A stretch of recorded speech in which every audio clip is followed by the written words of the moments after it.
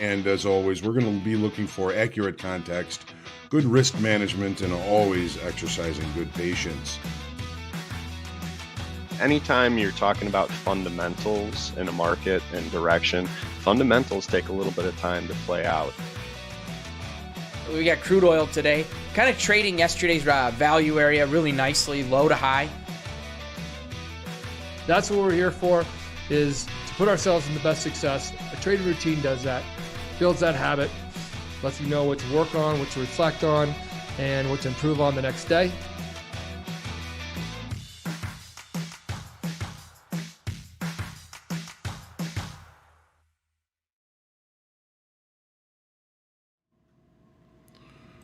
Good afternoon and welcome to the Market Recap. I'm John Hoagland filling in for Dan Hodgman today. It's Thursday, August the 26th. Hope you've had a good trading day. And if you notice, there's no title except for the Market Recap today. I really couldn't think of anything to say. We saw evil rear its ugly head today. We know it's evil because anybody that would give their life in the service of killing others must be evil. Please pray for the Marines, the servicemen, the civilians, and for all of us on what's a very difficult day. It's days like today that really change us all in some way. We're not even sure if it's over yet. We don't know how many people were hurt and how many people have lost their lives. Just try and stay kind and stay faithful, and again, pray for all of us. It was an interesting trading day. Some major changes possibly coming into the markets from the events from today. The one thing that sticks out to me is the VIX jumped 13% today. By the end of the day, it was up considerably on the day. 1885, that's 13% jump in VIX. A little bit more fear into the marketplace. Equities, they don't like uncertainty. I don't think it got as deep as I thought it might after that the events started to happen. Crude just seemed a little bit confused. And gold held that trend line that we were looking at during the market forecast, and the euro kind of stuck between. Looks like a piece of rice stuck between two chopsticks, if you would, on the chart. We're going to take a look at the charts here very shortly, and the 10-year recovers off its lows, but very little change in the rates today. So, markets, increasing uncertainties. It's going to be an interesting day tomorrow. We do know that we have the Jackson Hole Symposium. We have Chairman Powell speaking tomorrow at 9 a.m. Central. As far as the president, we haven't heard from him yet. Apparently, he's going to be speaking in about just an hour about the events, and just kind of watching just before the forecast. It sounds like another explosion somewhere near the airport in Kabul. So some really bad things happening, and I hate to bring it up and to talk about it, but it's just too important for us all to make sure and keep everybody in our thoughts, and certainly keep everybody in your prayers. Pray for us all. As far as the markets are concerned, we're going to take a look at the charts here. Got to say hello to everybody: Andrew, Ricardo, Bill, Ednelson, Nick, Greg H., George, Stacking Bananas. Yeah, I hope everybody did have a good trading day. Of course, that's what we're here to do. We are here providing a service to the marketplace by providing liquidity and taking the risk off of other people's hands. And for that, we have the opportunity to profit. And I hope that you did profit today. Hello, Tim. Good to see you. I'm not sure I recognize that name. If your first trip to the forecast or recap, welcome. We're glad you're here. Joshua, good to see you as well. I'm going to get to the charts here shortly. Got the daily up in crude oil already. Showbiz Trader, first time here. Well, glad that you're here, Showbiz Trader. We're going to be just taking a look at what the markets did today.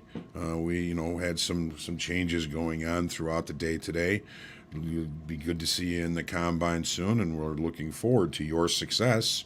That's why we are here, and that's why I do what I do in the forecast and sometimes the recap and the group coaching. And we're going to be having a lot of time in the next month or so with a lot more free content and education coming up. I'm looking forward to telling you more about that as soon as I can. First time here, Tim. Glad to see you. It's always a pleasure to have new folks here. And, on the forecast in the morning at 8 o'clock Central, we take a look at six markets, the more popular markets here at Top Step. That's the crude oil, the E-mini S&P, the NASDAQ, gold, the euro, and the treasuries. So we try and kind of span many of the products that are available to trade. We don't talk about grains too much or meats. Not a lot of people are trading those, focusing on the things that people are trading. So on the forecast in the morning, we try and put things in context. We always remind everybody of the importance of risk management and patience.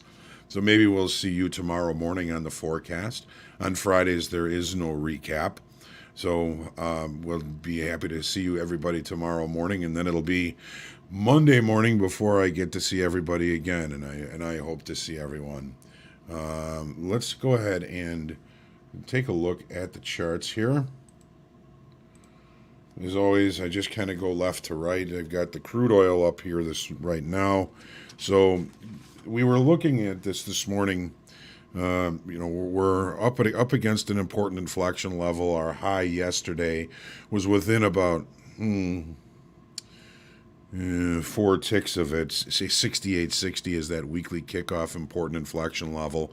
We were unable to get to it today. We actually ended up with an inside day in extended trading hours in crude oil this morning. But there was one feature that we were looking at this morning on the 30-minute chart that did kind of tell us where the market might go today, but got a little bit deep into the area that we were looking for it to find its resistance. This bar right here, the closing bar yesterday, is considered what we call a late spike. The price moves higher but doesn't have time in the regular trading hour session to accept that higher price. So we look at where the market opens the next day.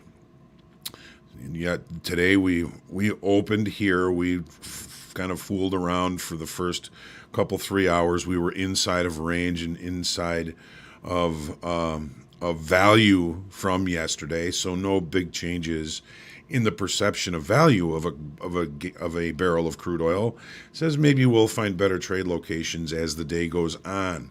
So we talked about this morning a kind of a spike base at around 68.15, 68.18, 68.20, right in here somewhere. I thought might be the sweet spot for us to find an opportunity to look for shorts. Got a little bit above that. We had some overnight inventory that was short that didn't get out early. They held out for a long time. Finally, they did get out. They took us 10, 15 ticks through the level that I was kind of looking at for a short, but it did eventually fall off, and we put in our best trade location on this bar for shorts and the best trade location down here for longs. Took all day for that to happen, but we did get a pretty decent rotation. So what that spike told us when we opened below it was we were going to have a hard time accepting back in the late spike or even above it. So when price came back up there, it didn't quite make it to settlement.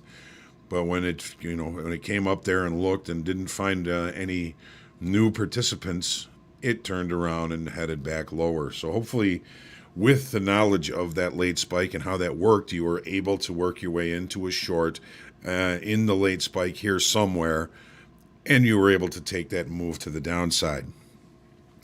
We looking at the S&Ps this morning, we were looking at a potential accumulation. Oops. Last week's high. We're looking at a potential accumulation and a continuation to the upside. We added 22,000 in open interest yesterday in the S&Ps, which would be indication of a good of a pretty, at least a decent. Something's wrong with my volume down here. Volume might have been, it might have been that low. Yeah, I think it might have been. But we didn't bring in volume. When we're looking at a healthy auction process, we want more business coming in the form of increasing open interest, and we want high volume. We had really low volume yesterday, even in the New York Stock Exchange. It was down by about 10%. So this morning, when we opened up, we wrestled with this 4480. We had a world event that injected some uncertainty into the marketplace. Take a look at how this went this morning. So we opened. She's making me crazy. So we opened. We did open. That much I do know. Hang on a second here. So we opened in range and value. There was no real rush to get into anything. It wasn't until after 9 o'clock when the news came out about what was going on in Kabul, and it started to kind of push to the downside. Now, we're looking at potential areas for it to stop, and there were a couple of spots here in the profile that the market really kind of targeted and finally put in a low, and you get back to recovering above 44.80 weekly kickoff low. But we can see how the market is continuing to worry about the uncertainties that are going on, and finally closing, even bringing the point of control basically to the low of value. It's going to be an interesting day tomorrow, as if they aren't all.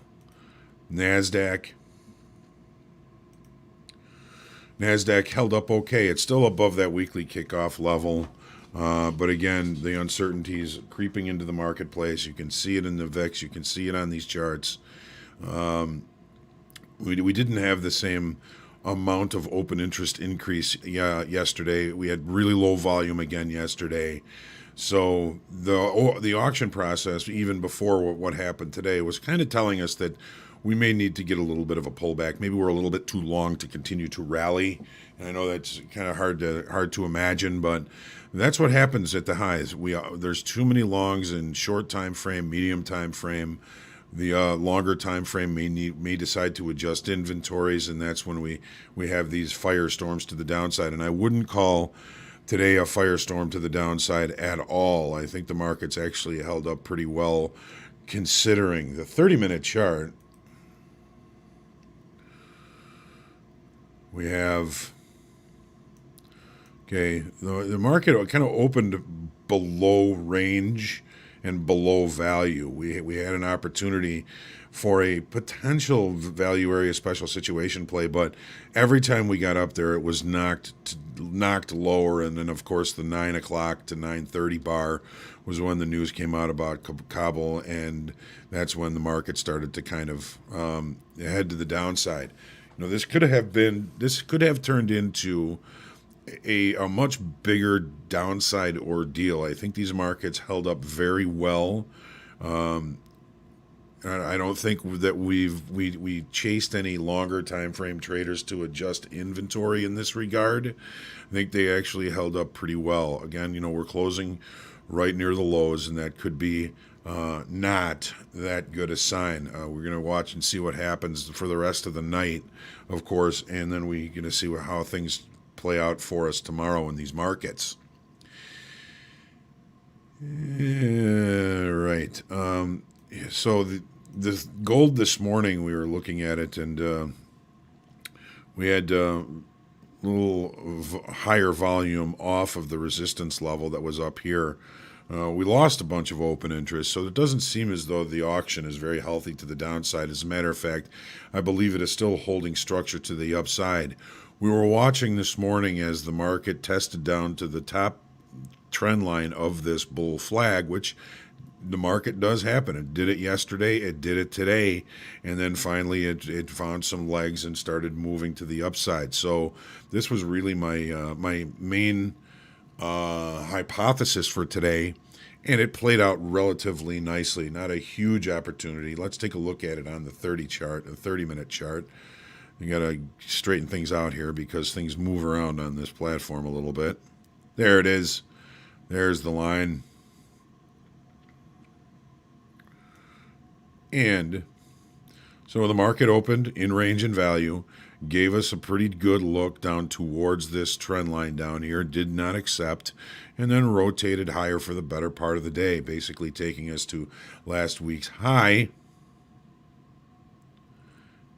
Still kind of wrestling with the upside move, 1807 to 1809, the level we were up here. I guess this was Tuesday, Wednesday, Thursday, Tuesday. We took a look up there. We closed one day, but we did not find more buyers and more business to do up there, at least not yet. We may have gotten a little bit too long for the market to continue to rally. If we've evened out inventory over these last couple of days, our next visit up to that level could be a different story.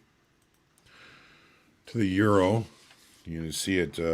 See my piece of rice between two chopsticks here. There we go. There's our low and high, basically weekly kickoff high, and our trend line to the upside, or trend line to the downside.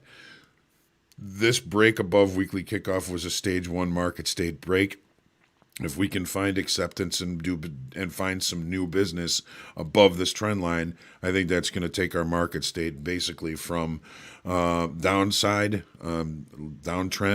to either rotational balance or a new trend to the upside. A lot of that depends on the dollar, which, by the way, had a pretty big day today. It's up above $93 now. So we got a pretty strong dollar that's going to make it much more difficult for this euro to try and continue this move to the upside. As far as the 10-year is concerned, we were kind of looking for a test of this swing low. We did not quite get there. A little bit of recovery, very little change in yields in the 10-year today. So we're going to have to look and see what we have tomorrow. We added 133,000 in open interest on this downside move.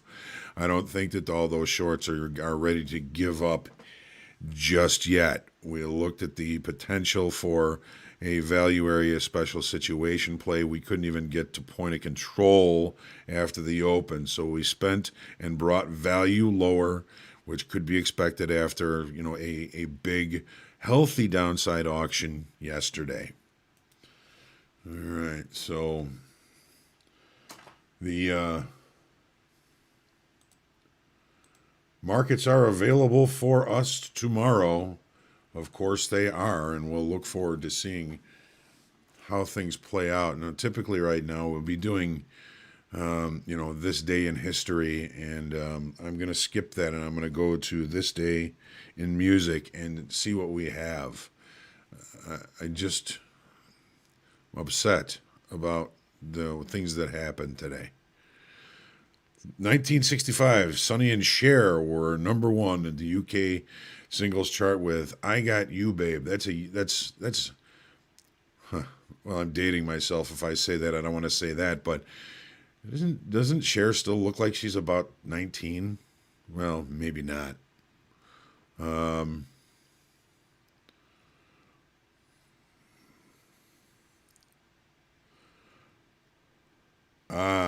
1970.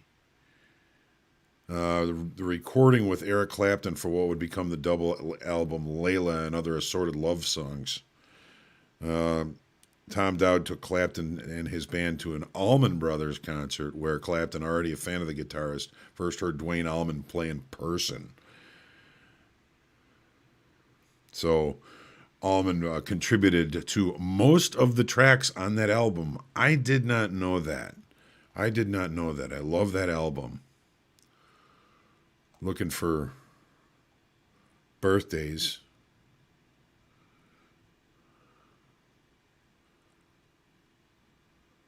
Huh. 1987, I don't know if you remember this, Sonny Bono, who once said he never voted until he was 53, announced he was running for mayor of Palm Springs He won the election in 1988 and then went on to win a seat in Congress in 1996. Yikes. It's going to be it. That's got to be it. I'm going to call this a profile. Thanks for joining me. Yeah, and Share looks great. Good life, good money will do that to you. Yep. Jerry remembers. Nice. All right. So I appreciate everybody joining me today. I know it was a tough day in the world, and hopefully it was a good day trading for you. That's okay. And we'll look forward to seeing you tomorrow morning at 8 a.m. for the market forecast. One last reminder, pray for all of us. Stay kind, be good to each other, be good to yourselves. Get a good night's rest. Let's finish the week strong tomorrow. And I'll see you tomorrow morning on the market forecast. Same bad time, same bad channel, 8 a.m. Central. We'll see you then. Have a great night.